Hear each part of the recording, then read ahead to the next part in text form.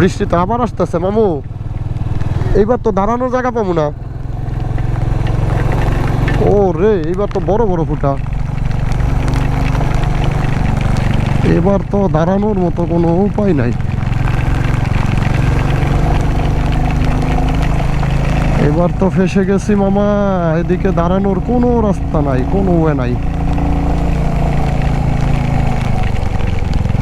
কোথায় দাঁড়াবো?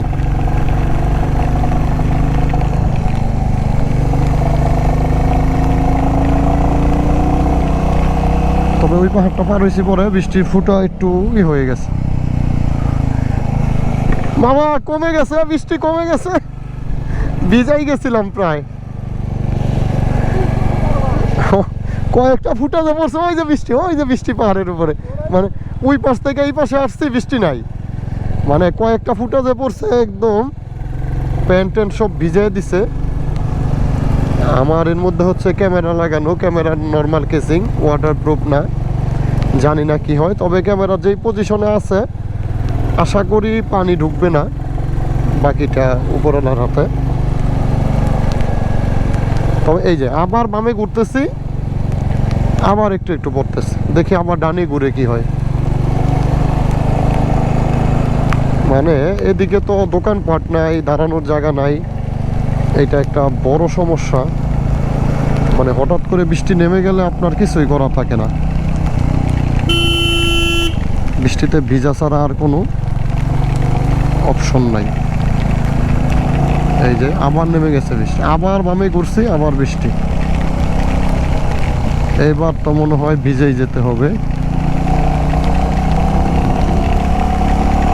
রোদ বৃষ্টির খেলায় আমরা গেছি পরে।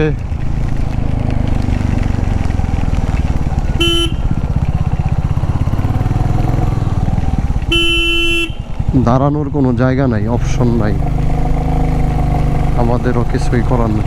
এই যে আকাশে দেখা যায় কিছু জায়গায় মেঘ আছে, কিছু জায়গায় নাই। যেই জায়গায় মেঘ, এই জায়গায় নিচে গেলেই বৃষ্টি পড়তেছে।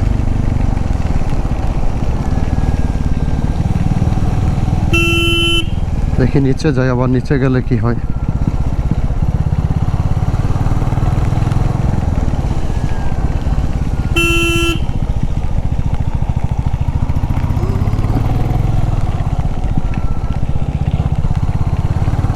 দোকান নাই, মানুষের বাড়িতে তো আর দাঁড়ানো যায় না।